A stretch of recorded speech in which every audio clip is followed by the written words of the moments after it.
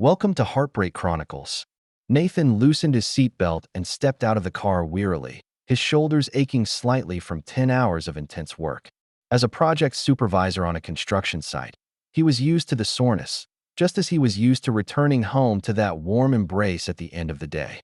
After 17 years of marriage, Nathan and Vanessa have developed an understanding. No matter how busy they are at work, they share each other's day over dinner. Their home is nestled in a quiet suburban neighborhood with a manicured lawn and a string of wind chimes hanging from the porch, making a crisp, pleasant sound every time the breeze blows through. This is the haven they have built together, the end of all their hard work and a new beginning.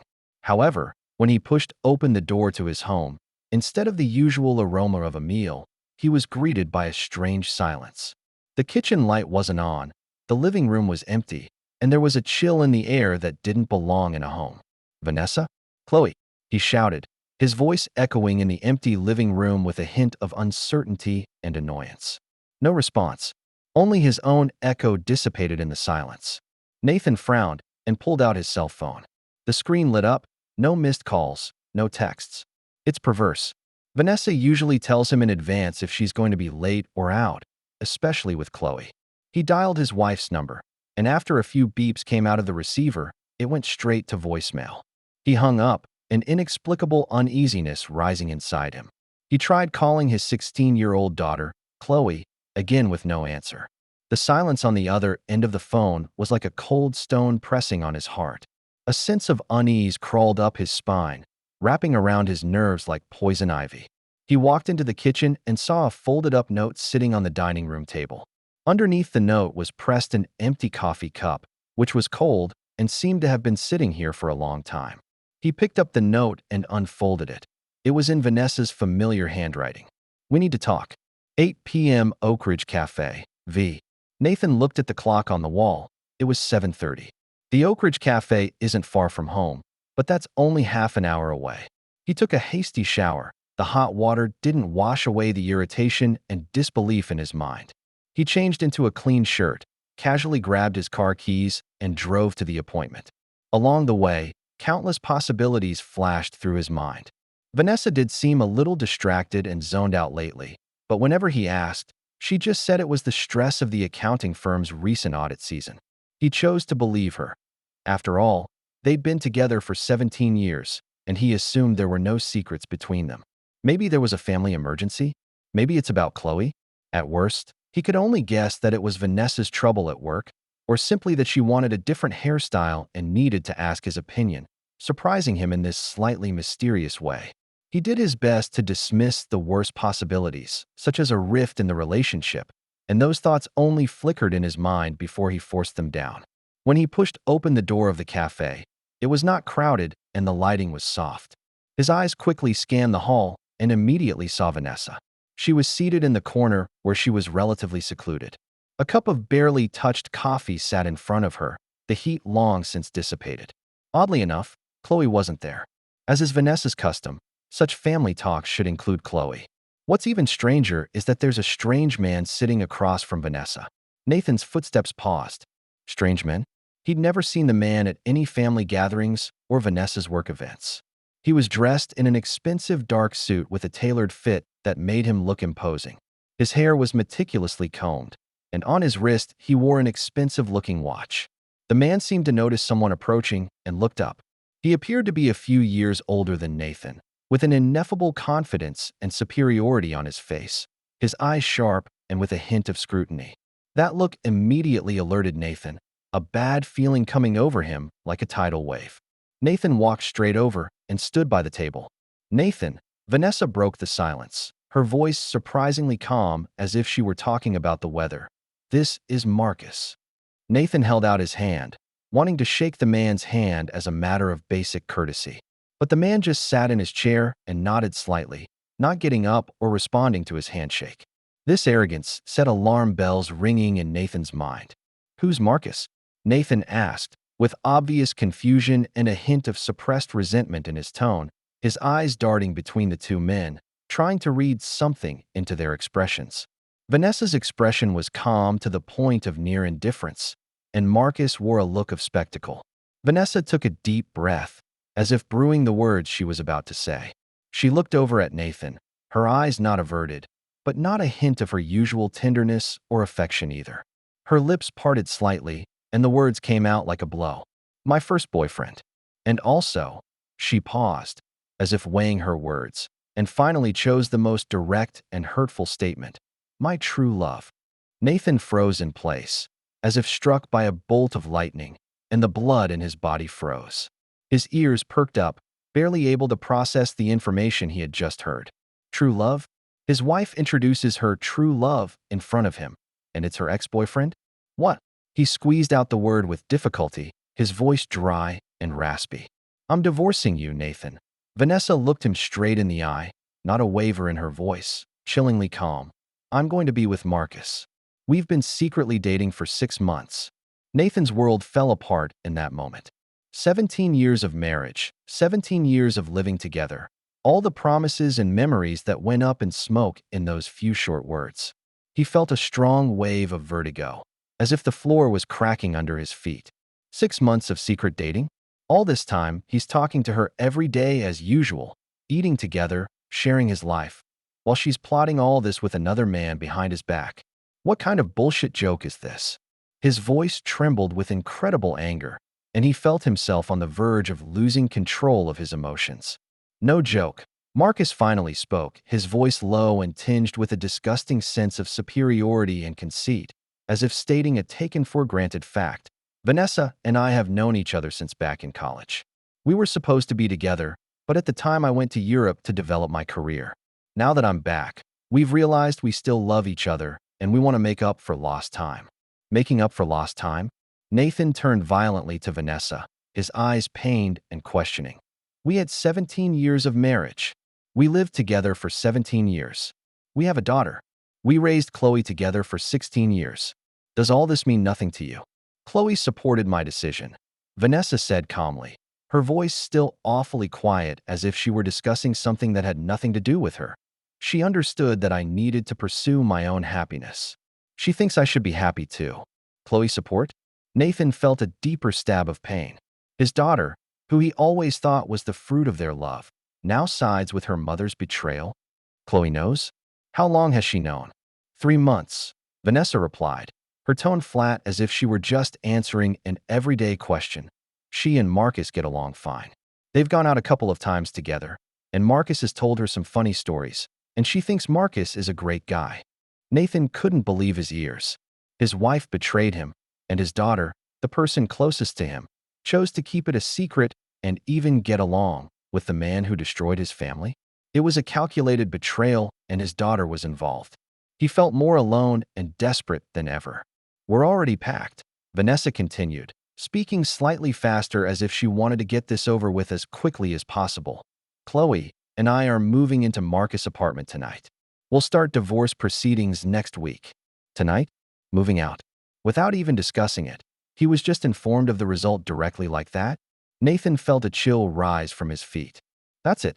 His voice dropped dangerously low, as if he were suppressing a volcano that was about to erupt. 17 years of marriage, 17 years of life together, and you're going to end it just like that? Without even a decent explanation, you just informed me that you and your daughter are moving out. I never really loved you, Nathan. Vanessa's words were like sharp blades, stabbing relentlessly into Nathan's heart, slice after slice. You were just a safe choice, a reliable person. You were there for me when I was young and heartbroken over Marcus leaving. You're a good man, Nathan, but we lack that soul connection. But Marcus is my soulmate, and we're meant to be together. The bond between us is unique. Marcus smiled smugly, the kind of smile that makes Nathan want to rush up and tear him apart. Don't make this any uglier than it already is, man. Sign and go your separate ways. I'll take care of Vanessa and Chloe. I will give them a better life than you could ever provide. Nathan felt an unprecedented rage burning through his body, churning like lava. His hands clenched into fists, his knuckles white, and he could hear his blood boiling.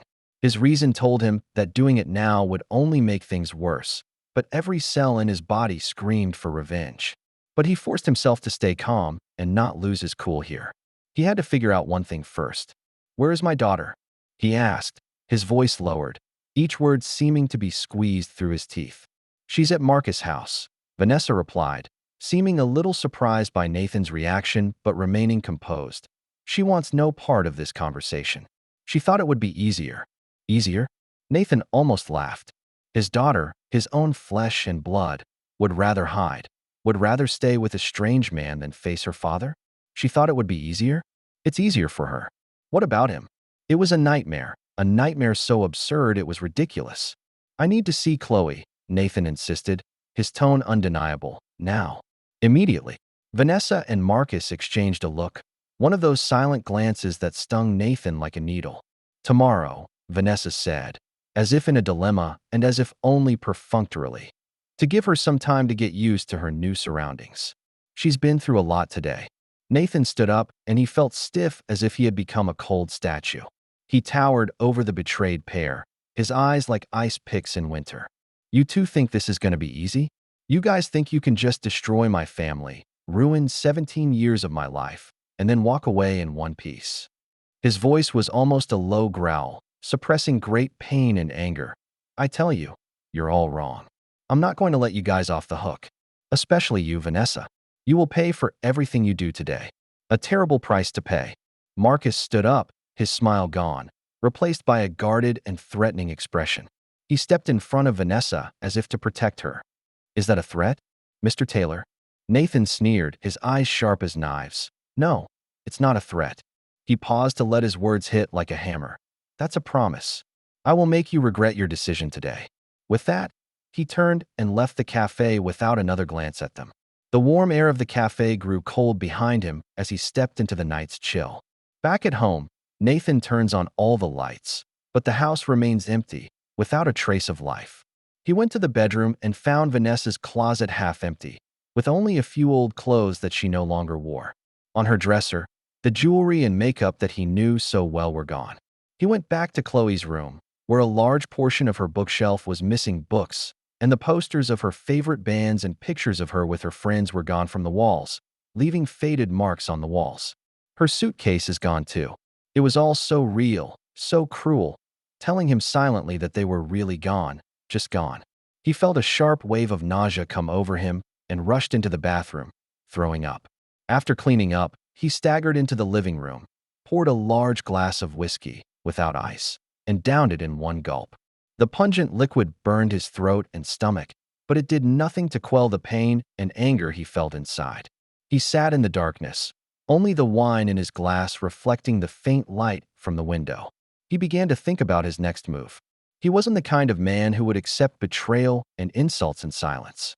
Did Vanessa and Marcus think they could just abandon him, that he would quietly sign the divorce papers and watch them pursue their happiness? Then they are very wrong. A thought arose in his mind, a cold and determined thought: revenge. He was going to make them pay, show them that betrayal didn't come without consequences. The next morning, instead of going to the construction site, Nathan drove straight to Marcus' apartment address, the one Vanessa had mentioned last night. He found the fancy apartment building in the center of town based on the information Vanessa had left. The apartment looked very luxurious, with a glass facade that glistened in the sunlight and a security guard manning the door. He gave Marcus's name, and the security guard made a phone call to confirm before allowing him in. He took the elevator to Marcus' floor and found the apartment door. When he rang the doorbell, it was Chloe who answered the door. Seeing Nathan immediately brought a look of both surprise and unease to her face, as if she hadn't expected him to come.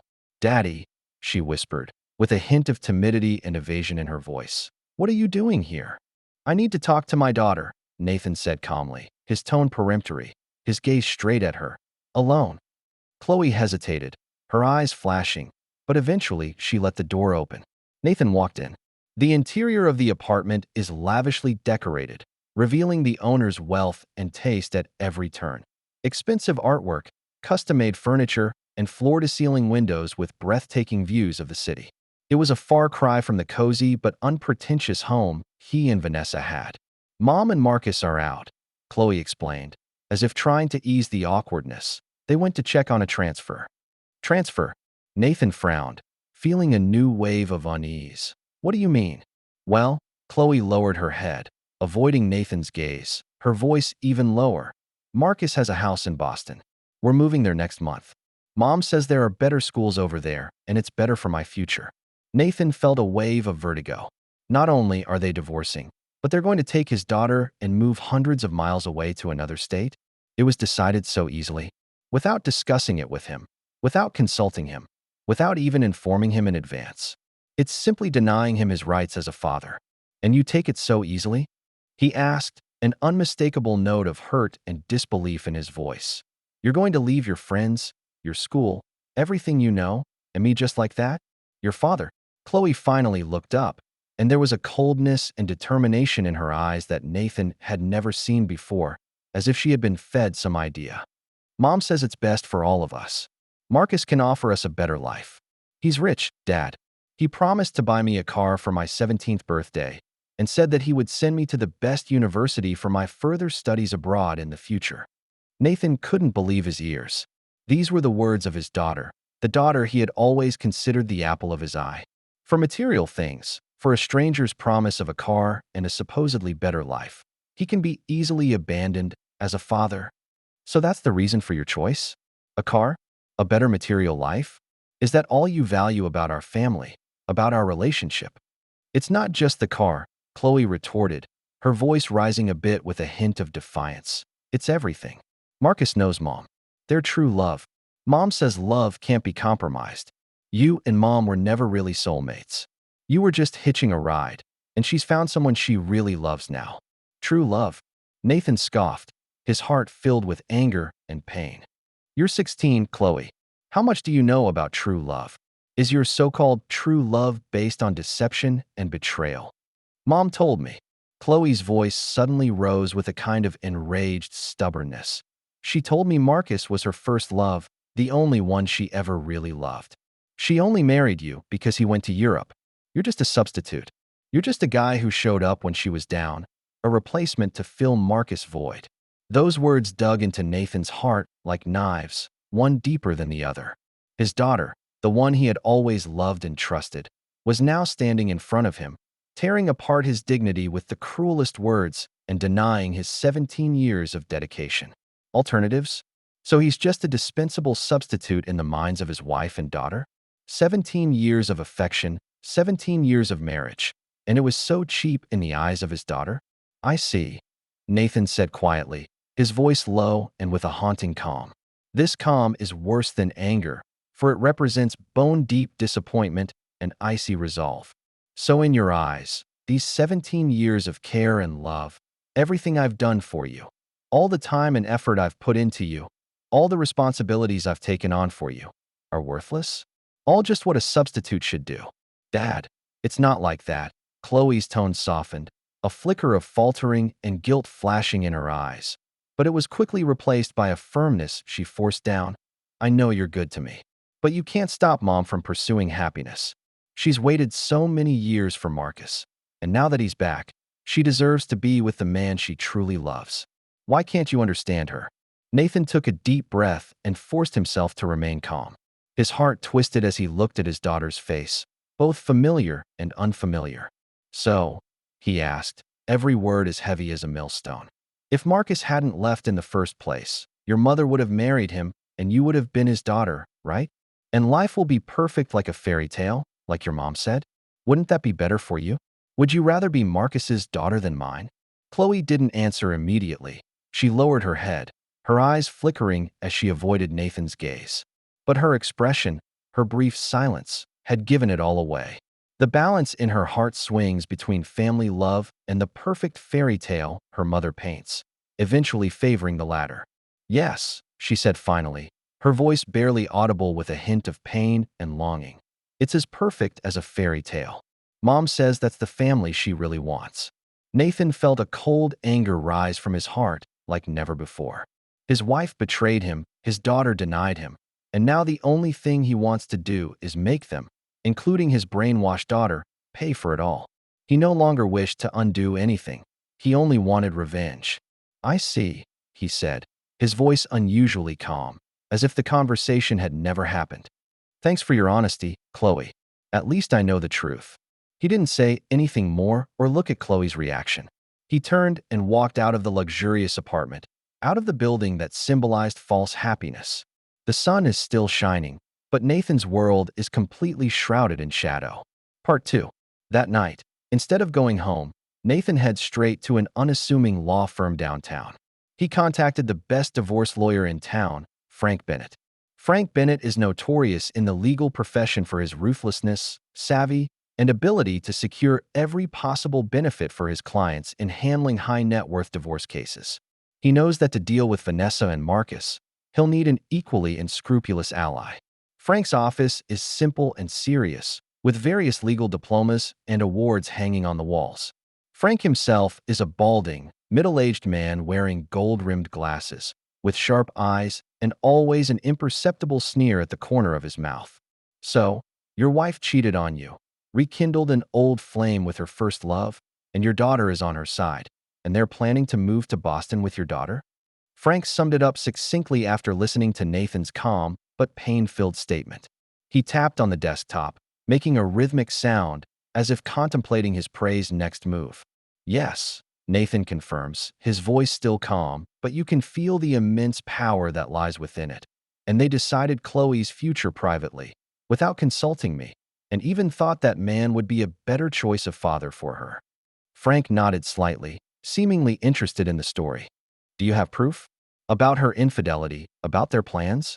I don't have any photos or recordings, Nathan replied. But there are notes she wrote that she told me herself. There's also Chloe's word to prove that they plan to move to Boston. Frank tapped the desktop, thinking. The chain of evidence is not sufficient, especially in court. We need something stronger. I'll pay any price, Nathan said, an icy fire burning in his eyes. Money's no object. I want her to suffer, and I want Marcus to pay. I want them to understand the consequences of betraying me. Frank smiled slightly, giving an expression befitting his reputation. Then we happen to hit it off, Mr. Taylor. My services are not cheap, but the results are there for you to see. First, we need to gather evidence. Your wife's infidelity, her relationship with Marcus, her finances, their plans to move and relocate Chloe. Everything needs to be documented to form a complete chain of evidence. He continued with his assignment. I suggest you hire a professional private investigator. Have them track Vanessa and Marcus' movements, take photos or videos, and collect their communication history, including text messages, emails, and even interactions on social media. Any evidence of an unusual relationship and deceptive behavior on their part is crucial. Financially, Frank's eyes became more shrewd. We need to know the status of your and Vanessa's joint assets and whether she has moved or hidden any of them. Check to see your joint accounts, credit card statements, co-investments. In the meantime, I suggest that you quietly transfer a portion of the funds in the joint account to your newly opened private account, to the extent permitted by law, in an amount not so large as to avoid arousing suspicion, which can be used at a later stage as a bargaining chip or in response to a possible financial attack by her. Finally, with regard to custody of your daughter, while you are currently at a disadvantage, we can fight this by proving that Vanessa's behavior is erratic or unfit to raise a child. Her immediate cohabitation with her cheating partner and her plans to move to another state with her children without authorization are behaviors that won't look too good in court. Nathan acted on Frank's advice. He hires an experienced private investigator and begins a 24/7 surveillance of Vanessa and Marcus. He felt like a predator lurking in the shadows, quietly biding his time. Private investigators are productive. They took photos of Marcus and Vanessa going in and out of Marcus's apartment intimately, documenting their dates in restaurants, cafes, and other public places. They even went so far as to obtain, through some technological means, some of Marcus and Vanessa's text and email records, which were filled with visions of their new future lives and some disparaging remarks about Nathan. More importantly, the records confirmed their intent to plan a move to Boston in the near future and discuss how to handle Chloe's transfer, with no mention at all of seeking Nathan's consent. Meanwhile, Nathan scrutinized their joint financial records. He was surprised to find that a relatively large amount of money had been transferred out of their joint savings account into an account he didn't know about over the past few months. Upon further investigation by a private investigator, it was confirmed that Vanessa had privately opened a secret account and transferred a portion of their joint savings, totaling approximately $100,000, into it. This was exactly the kind of strong evidence Frank needed: the transfer and concealment of joint marital property, which is a serious negative factor in a divorce case. Under Frank's tutelage, Nathan begins to perform some legitimate financial maneuvers. He opened a brand new private account at another bank and then transferred funds from the joint account in several installments totaling approximately $50,000 in accordance with Frank's calculation of the safe amount. These maneuvers, while legal, were enough to catch Vanessa off guard when she found out. Meanwhile, in response to the possibility that Vanessa might take Chloe and force a transfer, Nathan contacts the school where Chloe is enrolled. In his capacity as father, he explicitly informed the school that any paperwork regarding Chloe's transfer would require his signature. The school confirmed the custody information and said it would comply. In addition to his legal and financial preparations, Nathan began to quietly socialize and isolate himself. He reached out to his and Vanessa's mutual friends, those they had partied, potlucked, and vacationed with over the past 17 years. Instead of making emotional accusations, he calmly states the facts that Vanessa cheated on him and planned to take his daughter away, showing some of the evidence he has, but not all of it is public. Many friends expressed shock and sympathy, while some who were originally closer to Vanessa seemed hesitant or embarrassed. But in any case, Nathan's actions effectively drew a line between him and Vanessa, making it at least a little less easy for those friends to fall back on Vanessa when they choose to take sides. At the same time, he reached out to Vanessa's parents and sisters to inform them of the situation. Despite the pain and shame her family felt, they were unable to fully support Vanessa's behavior, which somewhat diminished the family support Vanessa might have received. A month later, the day of the divorce hearing arrived. This is the first formal courtroom encounter that determines the initial direction of property division and custody. Nathan was suited and groomed, but his expression was cold and there were no waves in his eyes. He came to court early and sat next to his attorney, Frank Bennett. Frank looked confident, as if he had it all figured out. Soon after, Vanessa and Marcus walked into the courtroom as well. Both looked well-groomed and seemed to be trying to make a good impression in front of the judge. Vanessa is wearing a conservative suit, but her face is a little strained. Marcus, on the other hand, still has that same untouchable look, with his expensive suits and meticulous haircut. Chloe sat beside her mother, head down, deliberately avoiding Nathan's gaze as if Nathan were a stranger. Seeing his daughter react like this hurt Nathan's heart like a knife, but at the same time, it strengthened his resolve. The judge took his seat and called the case to order. Vanessa's attorney spoke first. This is a younger-looking lawyer trying to create a gentle atmosphere. Your Honor, my client, Ms. Vanessa Taylor, asks the court today to rule on her marriage to Mr. Nathan Taylor. Considering that the relationship has broken down and is beyond repair, we request a judgment of divorce. The attorney's voice was soft and clear. With regard to the division of property, Mrs. Taylor is requesting ownership of the joint property, or at least half of its value.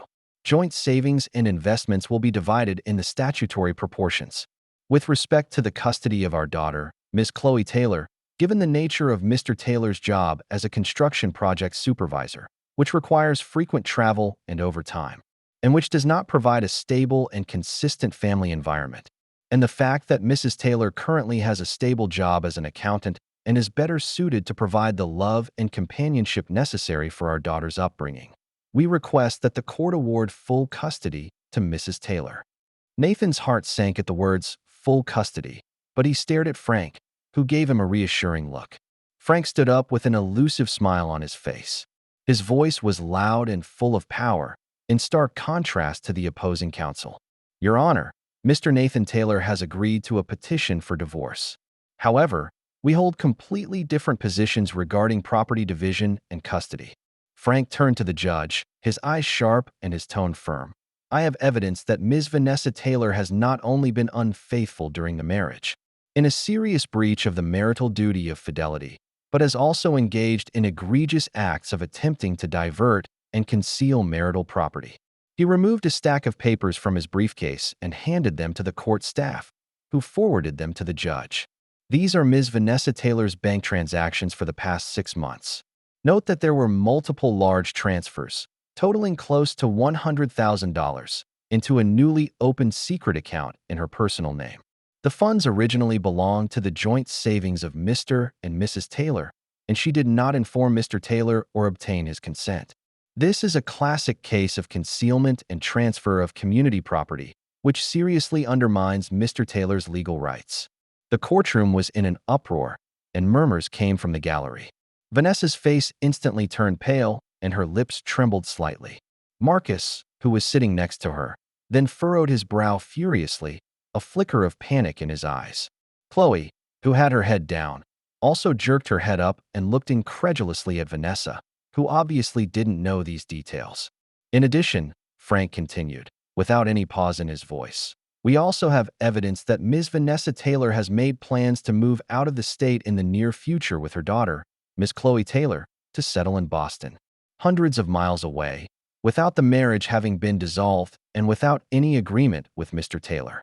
She has even begun the process of transferring Chloe to another school in an attempt to force a change in her daughter's residence and educational environment without Mr. Taylor's consent. We have records of Ms. Vanessa Taylor's correspondence with third parties, as well as relevant evidence from private investigators, that prove the veracity of this scheme. He again handed over another stack of papers containing photographs provided by the private investigator, printouts of text message logs, and access logs for Marcus's apartment. This evidence was laid out before the judge and was ironclad. In light of Ms. Vanessa Taylor's infidelity, her concealment of community property, and her attempted unauthorized transfer of her minor daughter's place of residence, we find her to be not only morally deficient, but also legally improprieties. All of these behaviors seriously undermine her image as a responsible spouse and mother. Frank summarized. Frank then said something that shocked everyone in the courtroom. Based on the facts outlined above, and in light of the fact that the daughter, Ms. Chloe Taylor, had previously made clear to Mr. Taylor that she wished to live with her mother and her mother's new partner, Mr. Nathan Taylor, after much deliberation, has made a difficult decision that he is willing to relinquish full custody of his daughter Chloe. That statement caused an even bigger uproar. All eyes were on Nathan. Chloe snapped her head up, shock and disbelief in her eyes as she looked over at Nathan, her lips slightly parted as if to say something. "What?" she whispered, a tremor in her voice. Turning to the judge, Frank explained, "Your Honor, Mr. Taylor believes that, although he loves his daughter dearly, forcing her to live with him, caught between conflicting parents, will only cause her unnecessary pain and distress, considering that her daughter, Chloe, has made it clear that she wants to live with her mother and her mother's new partner. Mr. Taylor wants his daughter to pursue what she considers happiness and therefore chooses to respect her wishes. Mr. Taylor will, of course, continue to fulfill his fatherly obligations by paying legal child support and will hopefully be able to visit his daughter at a reasonable time and in a reasonable manner." Frank's statement demonstrates Nathan's helplessness and generosity as a father, at least as it appears in court, and cleverly uses Chloe's earlier choices as a basis for Vanessa's inability to easily refute them, while emphasizing Vanessa's inappropriate behavior and putting Nathan in a better position for the division of property. It's a brilliant tactical step. The judge scrutinized the papers in front of him, flipping through the evidence, his face grave. He looked to Vanessa. "Mrs. Taylor, what is your response to the request made by your attorney and to these allegations made by Mr. Taylor's attorney, particularly regarding the concealment of property and plans to move the children's place of residence without authorization?" Vanessa's lawyer whispers to her as Vanessa's face grows harder. She knew the evidence couldn't be refuted. Her lawyer stood up helplessly. "Your Honor, my client admits to setting up separate accounts, but this was done to make it easier to manage his personal finances and was not an intentional attempt to hide joint property." This explanation seemed so pale and weak that even the lawyer himself spoke with some reluctance. As for the plan to move out of Honshu, that's just a preliminary idea. No final decision has been made. With respect to the custody issue, since Mr. Taylor has made it clear that he is willing to relinquish full custody, we would certainly welcome the court respecting the decision of both parties and awarding full custody to Mrs. Taylor. That look of relief on Vanessa's face didn't escape Nathan. Did she really think that was the end of it? Did she think she could give up custody in exchange for him backing down? Innocence. Finally, the judge announced his decision. In view of Ms. Vanessa Taylor's financial misconduct during the marriage, including the establishment of secret accounts and the transfer of joint assets. This conduct seriously undermined the foundation of the marriage and Mr. Taylor's rights and interests. As a result, the court ruled that ownership of the joint property belonged to Mr. Nathan Taylor. The joint savings and investments will be divided in the legal proportions, except that the funds hidden by Ms. Vanessa Taylor and transferred to the secret account without Mr. Taylor's consent, totaling $100,000, will be returned in full to the joint account and redivided in the legal proportions. With respect to the custody of the daughter, Ms. Chloe Taylor, in light of Mr. Nathan Taylor's expressed willingness to relinquish full custody, the court respected the parties' decision and awarded full custody to Ms. Vanessa Taylor. However, the court required Mr. Nathan Taylor to continue paying statutory child support until his daughter reached the age of majority. At the same time, Ms. Vanessa Taylor should communicate fully with Mr. Nathan Taylor before making any major decisions that may affect her daughter's place of residence or educational environment. The verdict was disastrous for Vanessa. She has lost the property. The money she transferred has been recovered and has to be redivided. And although she has been given full custody of her daughter, it was contingent on Nathan's voluntary relinquishment, and her reputation has been severely damaged as her misconduct has been publicized in court. Marcus's face was also unusually hard to see. He obviously didn't expect things to turn out this way. When the judge called a recess, people in the courtroom began to get up and leave. Chloe sat quietly by her mother's side until she heard the judge's ruling on custody. She jerked her head up, shock and disbelief in her eyes, as if she had just realized what the words really meant. She looked at Nathan, tears in her eyes, and rushed to him. "Daddy." Her voice was tinged with sobs and disbelief. "Do you really not want me anymore? Are you really going to give me to Mom?" Nathan looked into his daughter's eyes that had once been filled with love and dependence, but now held pain and accusation. His heart felt like it was being clenched hard by an unseen hand, but he forced himself to maintain the calmness on his face, even taking on a hint of coldness.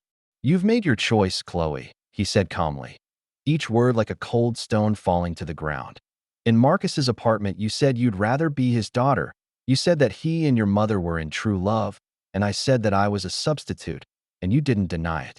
You told me that if Marcus hadn't left in the first place, your mother would have married him and you would have been his daughter, and that would have been better, more perfect for you. Now, the judge just granted your wish. You would rather be Marcus' daughter. You would rather live with them. Now you have the chance to go after what you call the perfect fairy tale. But that's not what I meant." Chloe cried out, tears pouring out of her eyes like a flood from a broken levee. "I said those things because my mom said them that way, because I thought that was the right thing to do. I thought that would make Mom happy." "That's what you're saying," Nathan said coldly, giving her no chance to defend herself. "You and your mom got what you wanted. You can live happily ever after with your true love, can't you? Isn't that what you wanted? I thought you said it was a better life." With that, he turned and left the courtroom without another glance at Chloe. He heard her cries of agony behind him, but he didn't turn around. He knew that the pain of the moment was necessary, the first step in making her see reality. Vanessa caught up with him, her face streaked with tears and a hint of panic. "Nathan, we can be civilized about this. Why does it have to be like this? Why would you hurt Chloe like that? You know she didn't mean that." Nathan stopped and turned around, his eyes sharp and cold, like two knives. "Civilization? When you cheated on me behind my back for 6 months, when you plotted with that man to take away my daughter, when you sneakily moved our joint savings, did you consider civilization? Did you consider civilization when you convinced your innocent daughter that I was a substitute to get her on your side and behind her own father's back?" Vanessa took a step back, shaken by his anger and sharp words. "It's not just about us, it's about Chloe." "You're right," Nathan interrupted her, his voice low and strong. "It's about choices and consequences. You all made choices, betrayed me, chose him, chose that so-called perfect fairy tale. Now it's time to face the consequences. And that's just the beginning." He stepped out of the courtroom and took a deep breath of fresh air. Though he won a courtroom victory, the taste of victory was complex and bitter. His plan for revenge has just been set in motion. He knew that a mere legal victory would not be enough to make them truly understand the price of betrayal. 2 weeks after the divorce became official, Nathan began implementing the next phase of his plan. His victory in court was just the first step in getting him on his feet and taking back what was rightfully his. Now he's going to make Marcus, the man who took his wife and daughter, pay the real price. He hires a professional financial investigator and has them dig deep into Marcus' background. Frank Bennett had warned him that seemingly successful businessmen like Marcus often had unclean underbelly. The findings are shocking, but not surprising to Nathan. The image of Marcus as a successful businessman flaunted in the Oak Ridge Café is largely fictional, like a castle built on sand. He does have an investment company, but it has been poorly run in recent years, with heavy losses and a very tight capital chain. His lavish lifestyle relies heavily on constant borrowing and the use of new investor money to fill old holes in what is, to put it bluntly, a Ponzi scheme in disguise. More importantly, investigators found that Marcus had multiple complaints of investment fraud from clients and partners that just had not been pulled enough to get the formal attention of regulators or move to the formal investigation stage. The complaints are scattered in different areas and involve different amounts of money, but they all point to financial problems and deceptive behavior by Marcus Inc. Nathan compiled this information, including Marcus financial statements, customer complaint records, related bank transaction flows, and his own debt profile, into a detailed report. This report is detailed and well organized enough to attract the attention of any regulator. He then anonymously forwarded the report to several key recipients: state securities regulators, the Federal Trade Commission, and several major investors in Marcus who were involved in large amounts of money that had already been named in the complaint. He knows that once an official investigation is launched, Marcus's carefully constructed illusion of wealth will quickly crumble and he will face justice. Meanwhile, life has not been kind to Vanessa and Chloe. As a result of the court's decision, Vanessa lost the property. Her hard-earned $100,000 was recovered and redivided, and she was able to receive far less in community property than she had expected. She has to live on her salary as an accountant, which was part of the family's income and now supports both her and Chloe's expenses. Marcus originally promised to provide a better life, but his true colors have been partially revealed in court, and his own finances are becoming increasingly strained. He can't support Vanessa as graciously as he did before. They were forced to move out of Marcus's luxury apartment. The original promise of a Boston mansion was even more out of reach. They eventually moved to a tiny, somewhat old apartment downtown. The apartment is small and poorly lit, a far cry from the luxurious life Marcus had previously portrayed. There was no sign of the new car Chloe was expecting. To make matters worse, as Marcus's financial problems grew worse, his temper became increasingly irritable and impatient. He often gets mad at Vanessa about money, and sometimes even yells and breaks things in front of Chloe. What was once true love and a perfect fairy tale quickly reveals its hideous nature. Nathan learns of Vanessa and Marcus' plight through the private investigator's constant surveillance and a number of sources. He didn't intervene, just watched quietly, as if watching a self-directed tragedy. His revenge is working, and more completely than he ever imagined. One evening, about 2 months after the divorce decree, Nathan was reading a book in the living room when he suddenly received a phone call. The caller ID shows Chloe's cell phone number. "Dad." The voice on the other end of the line sounded small, with obvious sobbing and trembling. "Chloe." Nathan immediately dropped the book, the strings in his mind snapping. "What happened? Are you okay? Where are you? Can I go home?" she asked, her voice tinged with a broken sob, as if she would break down at any moment. Nathan's grip on the phone is tight, and his palms are sweaty. "What happened? Chloe, tell me."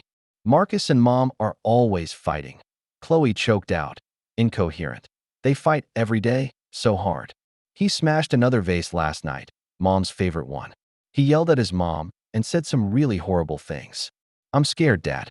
I'm so scared." Nathan's heart clenched violently. No matter how angry, no matter how much he couldn't get over Vanessa's betrayal, he never wanted to put Chloe in danger. Marcus has violent tendencies? It was something he hadn't anticipated. "Where are you?" he asked, keeping his voice as calm as possible so as not to scare her. "In the park downstairs, 2 blocks from the apartment," Chloe replied, her voice still tinged with sobs. "I snuck out. They're still fighting." "Stay there and don't move," Nathan ordered, his tone carrying absolute authority. "I'll be right over to pick you up. Don't go anywhere. Daddy will be right there." Half an hour later, Nathan drove to that park. He saw Chloe curled up on a bench, her thin figure looking lonely in the streetlight. She looked haggard, her face tear-stained, her eyes red and swollen. When she saw her father's car pull up, she immediately stood up, and as Nathan approached, she threw herself into his arms and let out a sob. "I'm sorry, Daddy," she said between violent sobs, sobs that almost rendered her speechless. "I'm sorry, I was wrong. I shouldn't have done that to you. Shouldn't have said those things. I shouldn't have to choose Mom and Marcus." Nathan held his daughter close, feeling the violent shaking of her body from crying. His anger, the hurt in his heart, all seemed to become less important in this moment. Before him was his daughter, his flesh and blood, the one he had sworn to protect for the rest of his life. "What happened?" he asked softly, stroking his daughter's hair. Chloe wiped the tears from her eyes and tried to calm down, but her voice was still choked with emotion. "Things aren't at all like Mom said they would be. Marcus isn't even close to being as successful and rich as she says he is. Our apartment was small and shabby, and he was always complaining about not having money, about the rent, about life. Mom had to work part-time to pay the bills, and she was tired and struggling every day." She paused, her voice lower with a hint of fear. "And he's mean to Mommy. Sometimes he gets drunk and says horrible things, calling his mom useless and saying she ruined everything for him. They had another big fight last night, and he went crazy and smashed that ceramic vase that was Mom's favorite. I'm afraid he'll do it to Mom. I'm so scared." Nathan's face turned somber. Although he wanted Vanessa to pay for her betrayal, and he wanted to destroy Marcus, he never wanted Vanessa to suffer physical or emotional abuse. It wasn't part of his revenge plan. "Does your mom know you're here?" he asked. Chloe shook her head, her face still streaked with tears. "I left her a note saying I was going to a friend's house. I didn't dare tell her I came to see you. Dad, can I come home? Please. I don't want to live there anymore." Nathan sighed, knowing that his daughter's fear and helplessness was real at the moment. His heart softened, but at the same time, he felt a mixture of emotions. This is one of the results that revenge brings, but at the cost of his daughter's suffering. "Of course, Chloe," he said softly, holding her close. "That's always been your home. You can come back anytime." He takes Chloe home to a house that isn't as luxurious as Marcus's apartment, but it smells warm and familiar. He had hot chocolate for her, just like he did whenever she felt uneasy as a child. The hot chocolate warmed her body and seemed to calm her temporarily. Once she was settled in her familiar room, Nathan sent Vanessa a message simply informing her that Chloe was with him, safe, and that she had nothing to worry about. He knew how Vanessa would react when she saw the message, but he was more concerned about his daughter's safety and feelings at the moment. He then contacted Frank Bennett. "Frank, I need to modify the custody agreement," he said to his attorney, his voice calm and firm. "I'm going to file for full custody of Chloe. Things have changed. Marcus is violent toward Vanessa, and Chloe is not safe there." Frank immediately understood the gravity of the situation after hearing Nathan's brief description. "Considering the circumstances, Nathan, the court will likely uphold your application. Violent tendencies and unsafe home environments are a strong basis for changing a custody judgment, especially if Chloe is willing to testify or submit a written statement." The next morning, Nathan is in the kitchen making breakfast for Chloe when the doorbell rings. Open the door to see Vanessa standing in the doorway, looking even more exhausted than the last time she was in court, with agitation and a hint of panic in her eyes. "I'm here to pick up Chloe," she said, the usual confidence and aloofness gone from her voice, only an urgency. "She doesn't want to go," Nathan replied calmly, his tone undeniable. "And given the current situation, I think it's safer for her to stay here." Vanessa's eyes glittered with anger, but more than that, a sense of helplessness. "You have no right to hold my daughter. This is a court-awarded full custody." "It's our daughter," Nathan corrected, his tone carrying an undeniable firmness. "And I have the right to keep her safe." The court's award of custody was predicated on providing a safe and stable environment, which, according to Chloe, Marcus's apartment clearly was not. A man with violent tendencies is not fit to live with a 16-year-old girl. He went back inside, pulled out a file, and handed it to Vanessa. "This is the petition I filed with the court to modify the custody agreement. Given Marcus's propensity for violence and the damage he's done to you, I have every reason to believe that Chloe is not safe in that environment. Attorney Frank Bennett is on it. Vanessa took the papers, scanned them, and turned as pale as paper. She knows Nathan isn't kidding, and she knows Frank Bennett isn't to be messed with. You can't do this, Nathan. You can't. I can, and I will, Nathan said firmly, his eyes sharp and unflinching. Unless you're willing to tell me the whole truth. About Marcus, about your relationship, about everything you've done, about why you betrayed me, why you hurt Chloe like that. Tell me everything, and maybe we'll still be able to talk. Vanessa looks like she's completely devastated. She leaned against the doorframe, her body trembling slightly, exhaustion, frustration, and a hint of remorse in her eyes. She knew there was no way back. Come on in, Nathan said, easing his tone a bit. We need to talk. In the kitchen, Vanessa sat down and took the coffee Nathan handed her, her hands shaking slightly, barely able to hold the cup steady. Marcus isn't who you think he is. She finally spoke, her voice low and tinged with pain. He lied. About his career, about his wealth, about his past, pretty much everything. I didn't find out until later, but he always used all sorts of excuses in his love for me, and I was too caught up in it to believe that it was true. I know, Nathan said, leaning against the kitchen counter, arms folded. I looked into him. Frank Bennett did it for me. Vanessa snapped her head up, disbelieving surprise and a hint of fear shining in her eyes. You investigated him? When and how did you find out? Of course, Nathan sneered, a hint of mockery in his voice. You think I'm just going to let you and my daughter leave with a stranger from nowhere? You think I'm going to stand by and watch you guys jump into the fire? Frank's findings are very detailed. I know his company is facing closure. I know he is suspected of investment fraud. I know he has had multiple customer complaints. And I know that his Boston mansion has actually been repossessed by the bank and that the apartments he now lives in are rented. The bright future he painted for you is all a bubble. A look of shock and shame passed over Vanessa's face. She hadn't realized that Nathan would know so much and in such detail. How did you find out? This information is not even known to me in its entirety. It's not how I found out, Nathan shot back, his voice sharp as a knife. It's why you didn't. You were so desperate to escape our marriage, so desperate to hold on to what you thought was true love and fairy tale perfection, that you lost even the most basic common sense and judgment? You were so swept away by a few sweet words and false promises that you willingly believed everything he made up? Vanessa lowered her head as tears slid silently down her face. I believed him just like I did when I was 19. I thought he was still the radiant man I loved when I was young. I thought he was giving me a second chance to make up for when I was there. And now you're paying the price, Nathan said unflinchingly, his words hitting her like a block of ice. The price of pain. So, Vanessa, tell me, is he your true love? Is it someone worth throwing away 17 years of marriage, abandoning this family, hurting Chloe? Is it someone worth stealing from your common property? Vanessa's shoulders began to shake as she sobbed with suppressed pain and remorse. I've made a terrible mistake, Nathan. I thought he would bring me happiness and a better life for us. I thought he was still the same man I loved when I was young, just become more successful. I was wrong. I was really, really wrong. And you made Chloe believe in that fantasy. Nathan's voice became sharper with deep disappointment and hurt. You made her believe in him, made her side with you against her own father. You involved her in your lies and betrayals, made her suffer, made her afraid. Do you have any idea how much this will hurt her? I'm so sorry. Vanessa choked out, tears blurring her vision.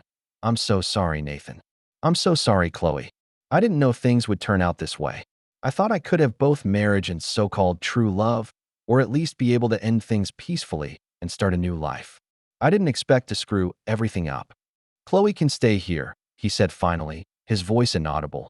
She needs stability, and you obviously can't give it to her right now. As for you, he paused, weighing his words. I would suggest that you disengage completely from Marcus as soon as possible. If he is truly violent, then the situation could worsen. He's already a desperate liar, and the danger will only increase. Vanessa looked up with a gleam of gratitude and shame in her eyes. I don't know what to do. I don't have anywhere to go. All my money is frozen. It's not my problem, Nathan said coldly, cutting off any hope she might have had. You chose this path. You chose to be with him. and now you have to live with the consequences and walk through it on your own. I've told you what kind of man he is. Find a way to get rid of him yourself." Just then, Chloe shuffled out of her room, ready to go downstairs for breakfast. She walked into the kitchen and stopped when she saw her mother sitting there. "Mom," she whispered, a hint of mixed emotions in her eyes: surprise, concern, and some fear that hadn't quite dissipated yet. Vanessa lifted her teary eyes to look at her daughter with a quiver in her voice. "Chloe."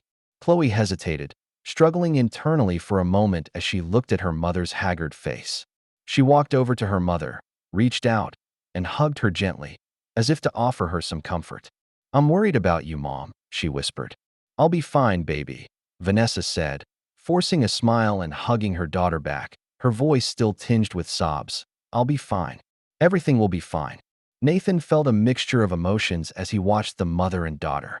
His anger was still there, but now mixed with a kind of pity not only for Chloe, but even, he had to admit, a little for Vanessa. It didn't hurt as much as he thought it would to see her so down and out, so remorseful. "What's your plan?" he asked Vanessa, his tone not as cold as before, but still keeping his distance. "I don't know," she admitted, letting go of Chloe and wiping the tears from her eyes. "I need to find a place to stay. I can't go back to that apartment. I'm afraid of him." Nathan thought for a moment. While he doesn't want to get too involved with Vanessa again, he doesn't want to worry Chloe either. "You can stay at Carol's for now." Carol is Vanessa's sister and lives in a nearby town. The sisters have always been close. Vanessa nodded and gave him a grateful look. "Thank you, Nathan. Thank you for being willing to help me with this." "I'm not helping you," Nathan interrupted her. "I just don't want Chloe to worry about you. It's not good for her. I'll give Carol a call and ask her if it's convenient." He picked up the phone, dialed Carol's number, and briefly explained the situation. Carol, though disappointed in Vanessa's behavior, still agrees to let her sister stay for a while. Vanessa stood up, knowing it was time to leave. She turned to Chloe. "Honey, I need some time to work through all of this. Need to find a new place to live and start over. Can you stay at Daddy's in the meantime?" Chloe nodded, a hint of loss and unease in her eyes, but more of a dusty relaxation. "Well, I want to stay here. I feel safe here." Vanessa tried to stay strong, but tears slipped down her face once again. "I'm so sorry for getting you involved in all of this, baby. It's all Mom's fault." "It's okay, Mom," Chloe said softly. "I just want you to be safe. You take care of yourself." Nathan stood up. "I'll walk her out."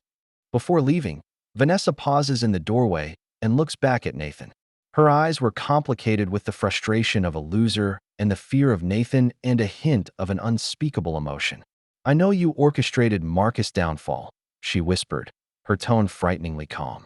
Nathan didn't deny it or admit it, just looked at her calmly. "He's a liar. He cheated a lot of people. Sooner or later he'll be exposed. I'm just accelerating an inevitable process." But the timing was ingenious. Vanessa laughed bitterly, with a hint of sarcasm and helplessness.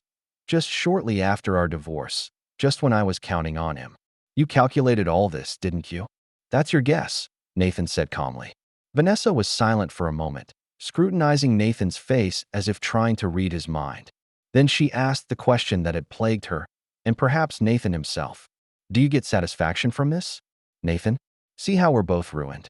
To see Marcus in ruin, to see me with nothing to lose, having to rely on others, having to leave Chloe? Do you feel the pain?" Nathan gazed into her eyes, his eyes cold and determined. "You ruined my family, Vanessa. You and Marcus, the two of you together. You have destroyed 17 years of my life, destroyed Chloe's trust in me, and convinced her that I was just a replacement. You have caused me great pain and humiliation. So, yes, it does give me a sense of satisfaction to see you suffer the consequences, to see your lies fall apart, to see your true love and perfect fairy tale turn into a complete disaster. A kind of revengeful fulfillment." Vanessa nodded, accepting the stinging truth and Nathan's honesty, as brutal as it was. "I think we all got what we deserved." She turned away, her gait hobbling, her body looking unusually thin. Nathan watched her distant back, her shoulders shaking slightly from silent sobs. She walked out of the house and out of his life. A few months later, Vanessa moved to Colorado. Before the trip, she spent a quiet afternoon with Chloe. They went to the park where Chloe used to go when she was a little girl and had ice cream together.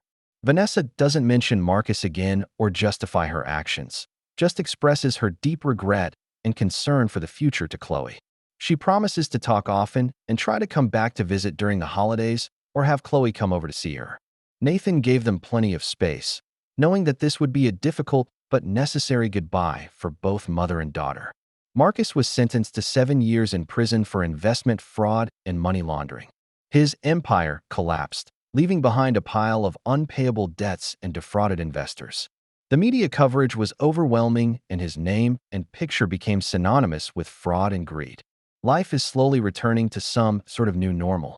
The rift between Nathan and Chloe that was once caused by betrayal slowly begins to heal. They developed a stronger father-daughter relationship, spending weekends together, cooking together, watching movies, and Nathan began to try to understand Chloe's world, listening to her share what was going on at school and meeting up with her friends.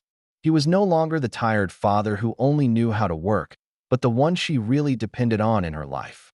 One night, Nathan stumbles upon Chloe looking through old photo albums, many of which contain pictures of the family's once happy days together.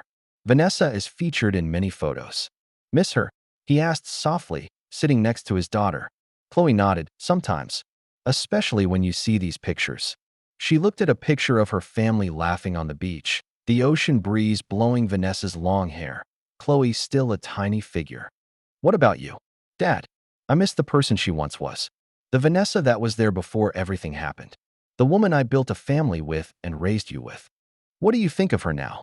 Chloe asked, a hint of concern for her mother in her eyes. "I don't know," Nathan replied honestly. "I've heard she's got a new job in Kurodo and life is hard, but peaceful. I hope she's found peace." Chloe looked up at her father. "Even after what she did? Even after she lost everything?" Nathan sighed. "The flames of vengeance will eventually be extinguished, Chloe. We all have to move on eventually. Have you forgiven her?" "Not exactly," Nathan admitted. "But I haven't felt angry in a long time either. I am no longer consumed by the hatred and pain of the past. That's an improvement, I guess. I just looked ahead." Chloe smiled weakly and closed the album, leaning on Nathan's shoulder. "We'll be fine, right, Dad?" Nathan smiled back and tightened his arms, feeling the warmth of his daughter's presence. Some of that emptiness in the heart seemed to be filled, replaced by a new kind of peace and hope. "Yes, dear," he whispered, "we'll be fine. We'll be together and have a good life." That's the end of today's story. For more captivating tales, hit subscribe and never miss an episode.